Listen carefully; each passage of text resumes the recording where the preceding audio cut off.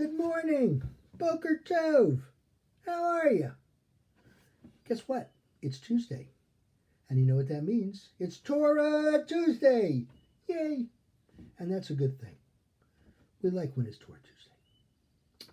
Because the sun is shining. It's kind of cold, but it's okay. The sun is shining. The birds are singing. Life is good. I hope they're digging out up north in the snow. They're not getting it so good. Not getting it so, you know what I mean. Okay.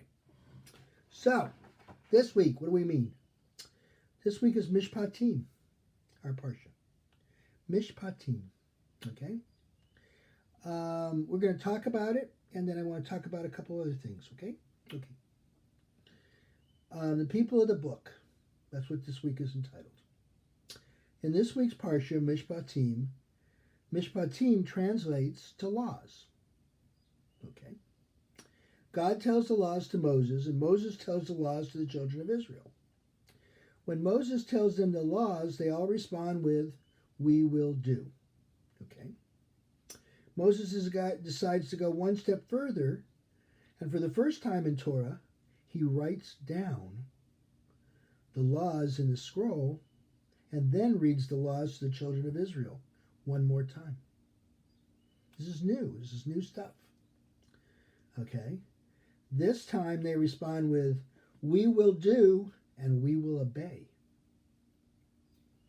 So, why does Moses elect to write down the laws that he just recited and everybody said they heard and will obey?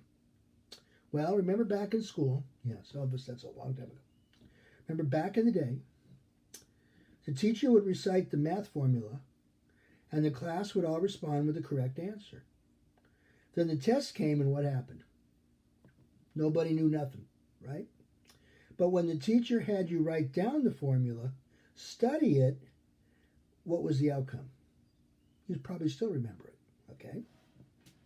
Moses figures out that it's human nature to forget things that aren't reinforced, aren't written down, aren't backed up.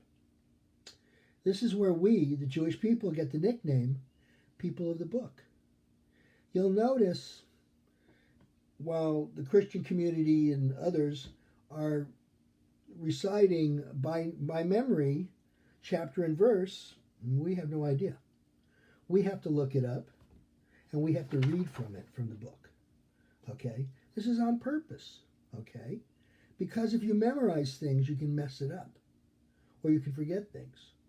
But if you know where it is and you go to the book, you take it from the original source. See where I'm going here? Okay. The sages of the Talmud spent their lives studying, interpreting, and arguing these laws to better understand their responsibilities as the people of the book. Our sages teach us to study these books, these laws, these mitzvot, so we are truly the people of the book. That's what we're supposed to do.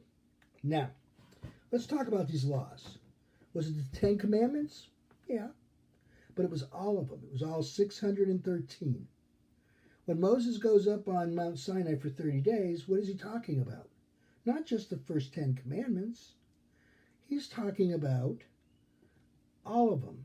The laws, the mitzvot. Okay, and how many mitzvot do we have? I'll cheat. 613. Okay. There's 613 mitzvah in the mitzvot in the Torah. He came down with all of them. That's why, remember last week I said the 10 Commandments weren't the most important. They were just the top 10. Okay? But they aren't the most important. How? Are there any less important than each other? Technically, no. A mitzvah is a mitzvah. A law is a law. A commandment is a commandment. 613 of these puppies. Okay?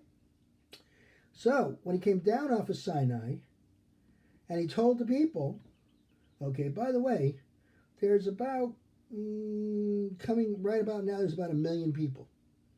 We're hitting about 1 million people at the bottom of Sinai, maybe 800,000. But probably about 1 million people waiting for him when he gets down, okay?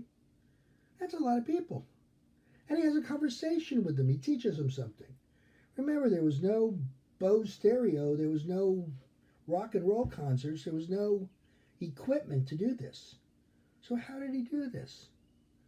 how did he talk to each and every person? Did his voice carry over that much? No, of course not. He talked to us the way God talks to us. Okay, now listen very carefully. Moses spoke through God. You get that? He didn't do it by himself. Spoke through God so that he could be heard. And how does God talk to us?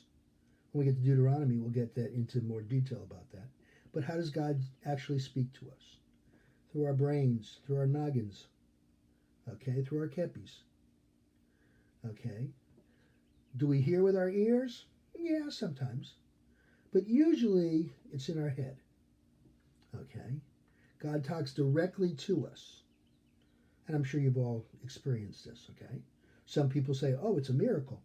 And it could be. Or it could be, you know how people are on a lot of times with coincidences?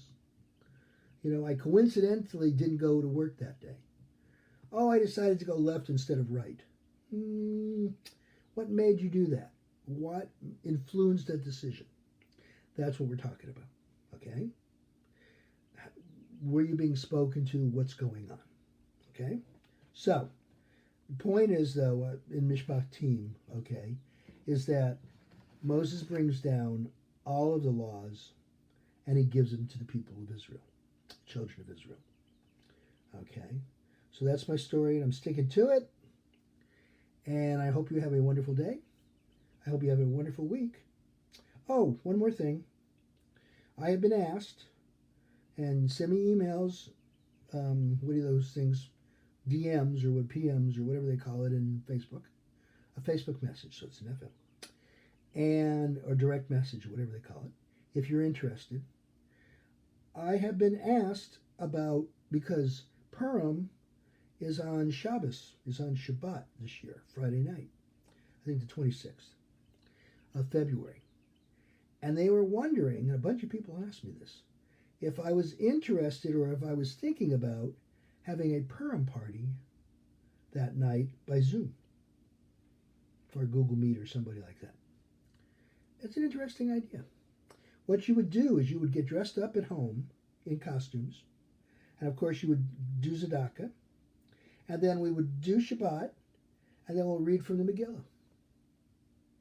And we could even have a costume contest because you can see each other on Zoom.